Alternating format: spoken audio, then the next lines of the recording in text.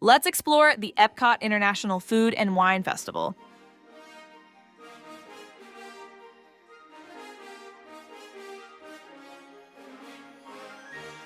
Hi, welcome to the Road Not Traveled. Quick admin note, I haven't been to Disney World for quite a few years, so I don't have any high-quality video footage of the Disney World parks for this video. So, other than the picture of Mickey with the flower pots that I took at Downtown Disney back before it became Disney Springs, all the background photos are from an old trip to Disneyland. I'll be visiting the parks in a couple weeks for Mickey's Not So Scary Halloween Party, and I'm also excited to check out the Food and Wine Festival while I'm there. But here's the thing, I'm not exactly known for my adventurous palate, especially when I see things like shrimp, tofu, spicy, fig, chili, or escargot.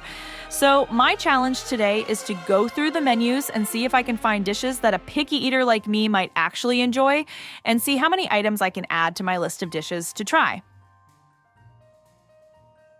The festival kicked off on August 29th at Epcot and is part of your admission to the park. The food guide lists 33 different food locations. If you want to follow along, this is based on the food guide in the second link in the description. First up, Macketizers, located in CommuniCore Hall.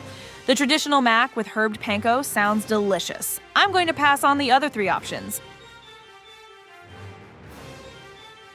Next is festival favorites, also in CommuniCore Hall. The kielbasa and potato pierogies sound pretty good, but that could also be my Polish heritage.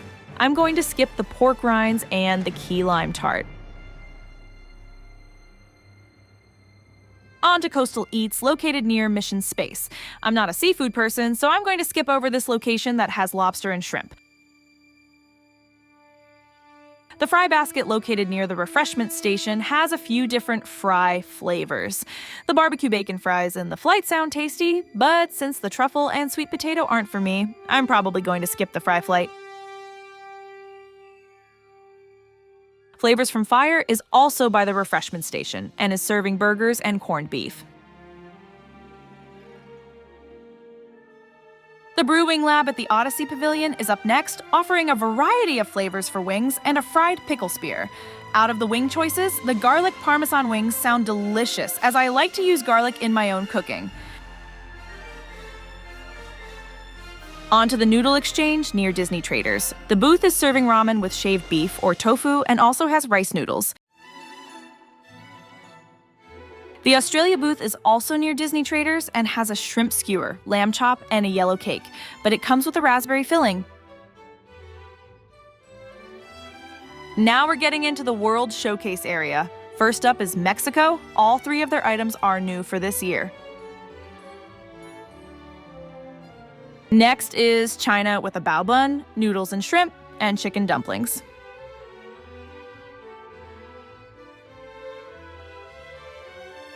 India's up next with two dishes, a potato and pea samosa and chicken tikka masala.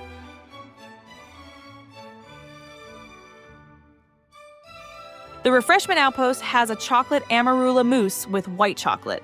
I hadn't heard of amarula before, but it's a South African liqueur made from the fruit of the African marula tree. The Alps has a dish that can come with or without the alpine ham. I'm going to add that to the list, although passing on the cornichons, and the fondue with pound cake also sounds lovely.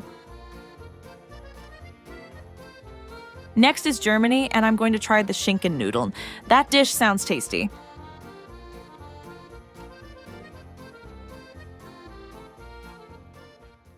After that is Spain with the charcuterie and paella.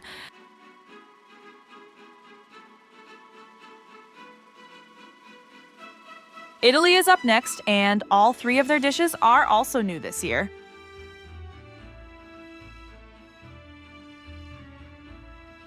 At the Flavors of America, they have hot dogs being served in a variety of styles. They also have a chocolate pudding cake, but I'm not a fan of bourbon. The funnel cake stand has a funnel cake with a chocolate rum sauce that sounds good, but I'd have to see if I can get it without the espresso powder. Japan's booth is next with sushi and a chicken bun.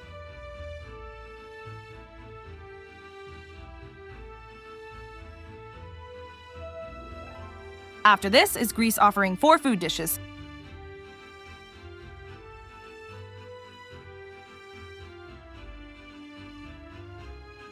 Next is the Tangerine Cafe, flavors of the Medina, with 2 kinds of kebabs, falafel pita, Moroccan bread, and a pistachio cake. Next is Belgium, with beer braised beef, which that dish sounds good if it didn't have the beer flavor. Then there are 2 Belgian waffle offerings. One comes with a warm chocolate ganache, which is going on the list, and the other has a berry compote and whipped cream. On to Brazil with 2 dishes, including Brazilian cheese bread.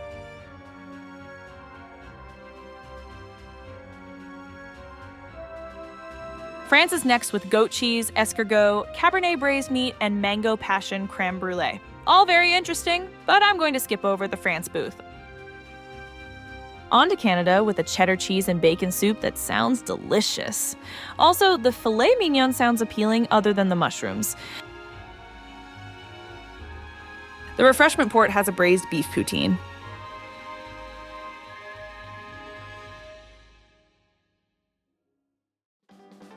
Near the port of entry is Shimmering Sips, which has a guava cake with whipped cream and coconut.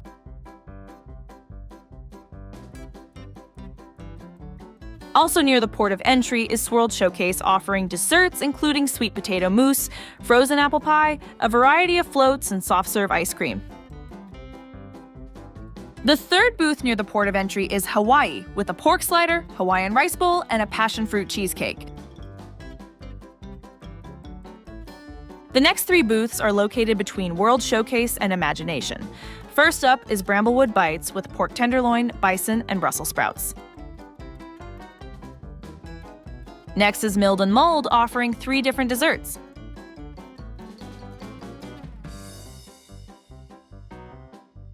Third is Forest and Field, offering chili, ravioli, and burrata.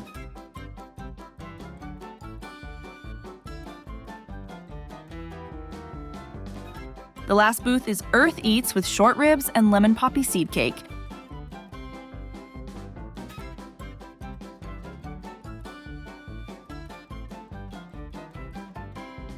Okay, so here is my final list. Out of the 101 food items offered, I've got my list of the top 10 items I'd like to try. How many of the food items would you like to try? What dish would be your top pick to try? Let me know in the comments. I've put a couple of links down in the description. The first is to the festival page. The second, as mentioned earlier, is to the food locations and menu page. The third link is to the allergy-friendly options page. That's all for today's overview of the Epcot Food and Wine Festival for Picky Eaters. If you enjoyed the video, please like and subscribe, and don't forget to click the bell icon to stay updated with our latest adventures. Until next time, keep exploring the road not traveled.